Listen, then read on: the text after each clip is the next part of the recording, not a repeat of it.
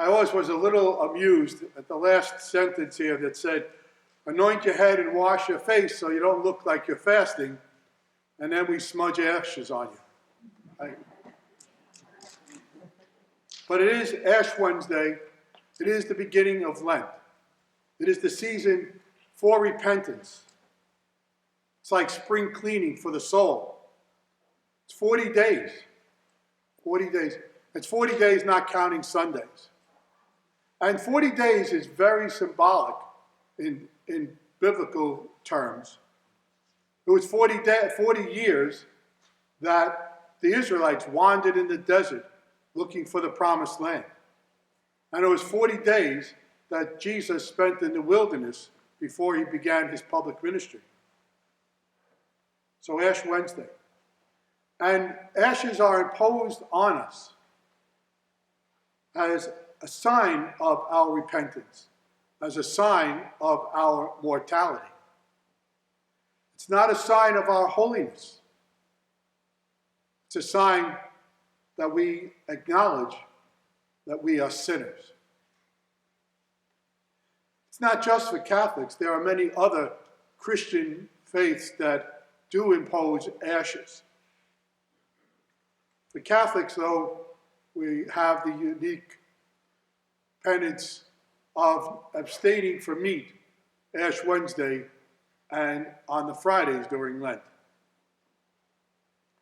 Lent is a time for fasting, praying, and giving. It's a time of sacrifice. And traditionally, we have always thought, well, let's give up something, which is a form of fasting, whether it's sweets or pizza or television or Facebook or whatever you give up, it's a form of fasting. And we want to pray for forgiveness, and also pray to help others, pray to change hearts, our hearts, and the hearts of others. We want to share what we have with others. That could be money, it could be time, it could be talent. We want to allow God to work in our lives. And this is a road, it's a journey. Lent, I think as I get older, Lent seems to be longer and longer. I don't know how you feel. It's a journey. We need to take it one day at a time. It's a road, though, that leads to Easter, to joy. So during that time, we want to, again, stay with our praying, our fasting, and our giving, so that we can grow closer to God. I saw something today about Pope Francis and his suggestions for us for fasting. I'll read it to you because I think it's rather profound. Fast from hurting words and say kind words. Fast from sadness and be filled with gratitude.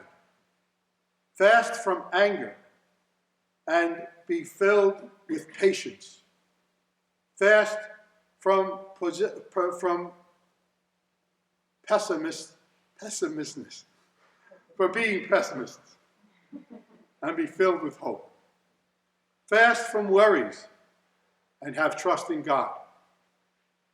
Fast from complaints, contemplate simplicity. Fast from pressure and be prayerful. Fast from bitterness, fill your hearts with joy. Fast from selfishness and be compassionate. Fast from grudges and be reconciled.